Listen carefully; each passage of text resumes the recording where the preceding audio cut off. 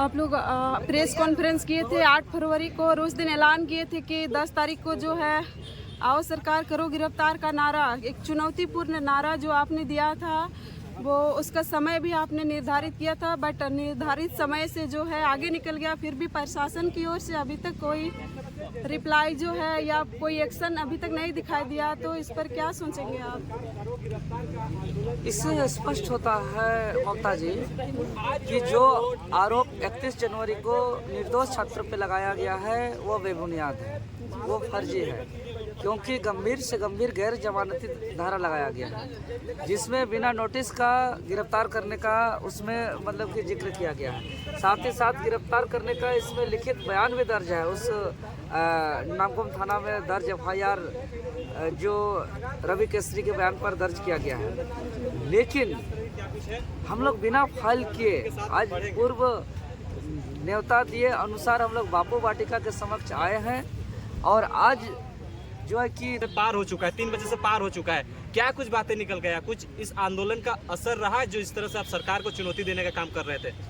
जी बिल्कुल, इसका असर झारखंड में बहुत देखने को मिलेगा अब, क्योंकि अब तक का झारखंड का इतिहास में पहली बार ऐसा हो रहा है कि 13 गैर जमानती धारा लगने पर, जैसे IPC का धारा 147, 148, 149, 186, 188, आपका 307, 323, 332, 353, 426, 506, 508, prevention of damage to public property act 3, इतना धारा जो से बयान में लिखा हुआ है कि लोगों को गिरफ्तार करना है, 15 नामजद समेत 3000 को चिन्हित करके।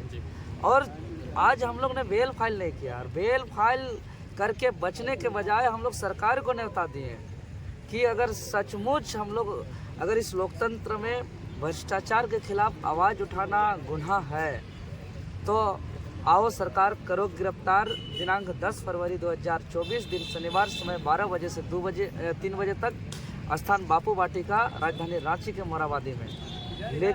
लेकिन आज जो है कि अभी तक नहीं पहुंचे। हालांकि प्रशासन पहुंची हुई है, लेकिन प्रशासन से अभी तक किसी प्रकार का कोई वार्ता नहीं हुआ। इर्द गिर्द पुलिस घूम रहे हैं, लेकिन किस मकसद से आए हैं अभी तक इसका जानकारी नहीं हुई है। लेकिन इससे इस बात का तो कन्फर्म होता है कि अगर हम लोग के पूर्व न्योता देने के बावजूद अगर हथकड़ी नहीं लगता है तो इससे स्पष्ट हो जा रहा है कि जो आरोप लगाया गया है वो सारे के सारे फर्जी है, बेबुनियाद है, पूरा बेसलेस है। उसका आए थे कुछ पुलिस प्रशासन थे, घूम रहे थे, कुछ महिला पुलिस भी थी, कुछ पुरुष पुलिस बल भी थे। अभी देख रहे हैं धीरे धीरे सब जो है कि भाग रहे हैं, इसलिए कि झूठा आरोप लगाए हैं, उनका जवाब नहीं है जी। कि इनके ऊपर जो 307 लगाया गया है, इनके ऊपर जो 353 लगाया गया है वो कैसे सही है। ये महोदय, ये पुलिस से और थाना से ये देश और राज्य नहीं चलता है।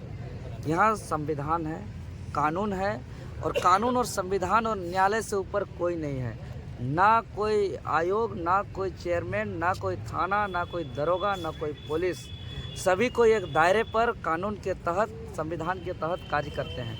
अब किसी को भी लगा देंगे 307, मतलब जानते हैं ये लोग क्या होता है, नीचे कितना कुछ कर दीजिए 307 नहीं लगता, इसके ऊपर इतना मार होता है कि मारा सोच के छोड़ के चल जाता है, तब लगता है 307। लगा दिया, किसी का बाल भी नहीं झड़ा है वहाँ, वो भी 4000 छात्रों पर जान से मार दी, हाफ मर्डर।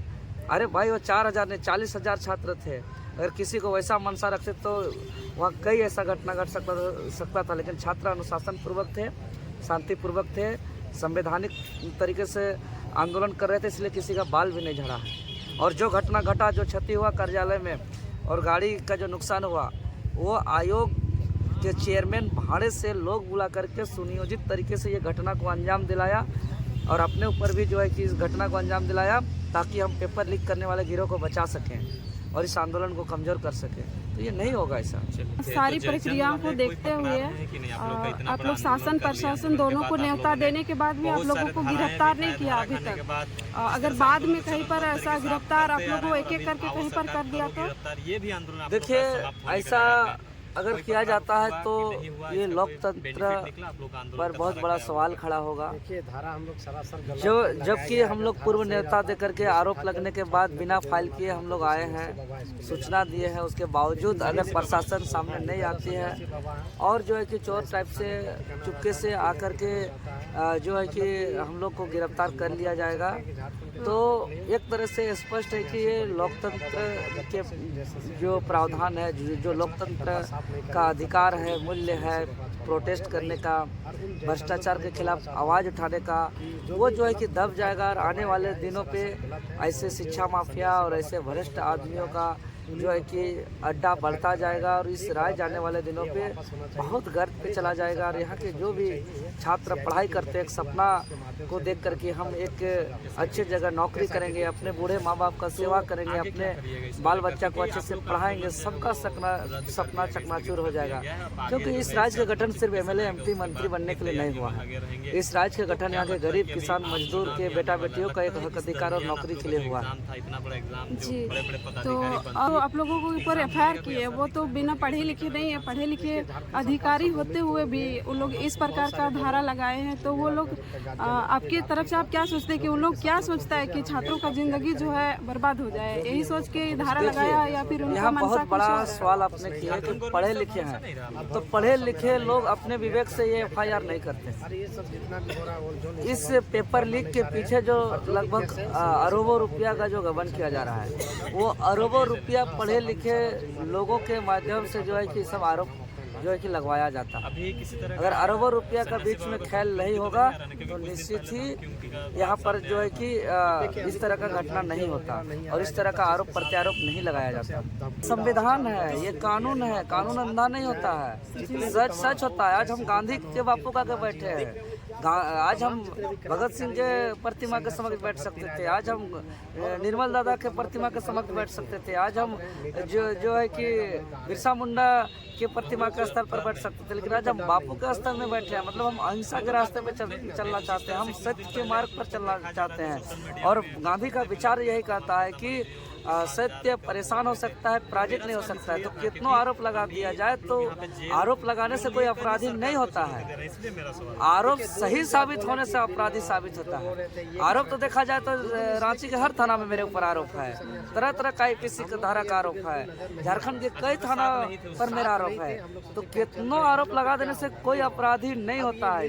अब आरोप साबित होने से अपराधी होता है, जबकि यहाँ कोई अभी तक अब जी आप बार बार कहते आ रहे हैं कि हमको एसआईटी जो गठित हुआ है उस टीम पर हमको विश्वास नहीं है। शॉर्ट में बता दीजिए कि आपको इस जेएसएससी जो घोटाला हुआ है सीजीएल, उस पर जांच करने के लिए आपको कौन सा एजेंसी जो है जिसके ऊपर आपको विश्वास है? सीबीआई स्वतंत्र एजेंसी, संवैधानिक एजेंसी, सीबीआई निष्पक्ष जांच करे।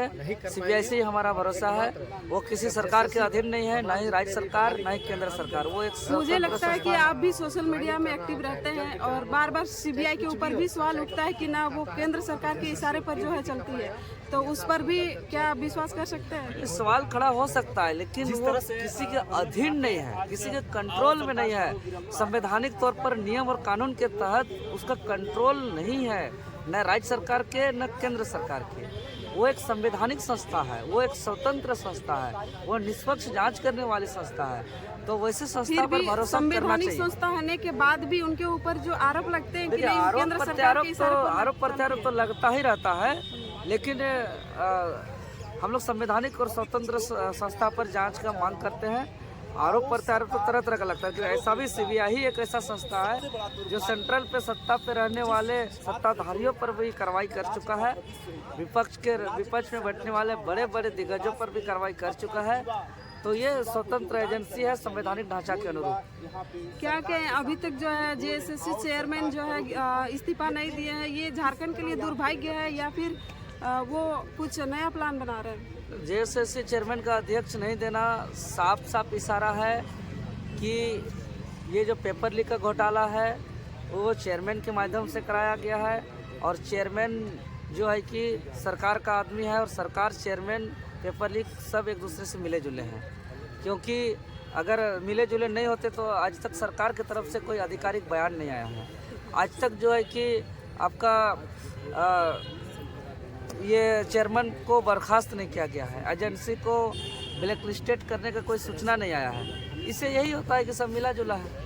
दोस्तों आप लोग देख रहे थे कि जिस पर 8 तारीख को जो प्रेस कॉन्फ्रेंस हुई थी उसमें दादा ने बताया था कि हम 10 तारीख को जो है गिरफ्तार होने के लिए हम यहाँ पर आएंगे, टाइम भी दिए हुए थे। तो अभी तक देखिए अभी 4 बज रहा है टाइम, फिर भी कोई प्रशासन का यहाँ पर आता पता नहीं है, कोई नहीं आया है। और लगता है प्रशासन भी इस पर कोई एक्शन लेने वाला नहीं है। तो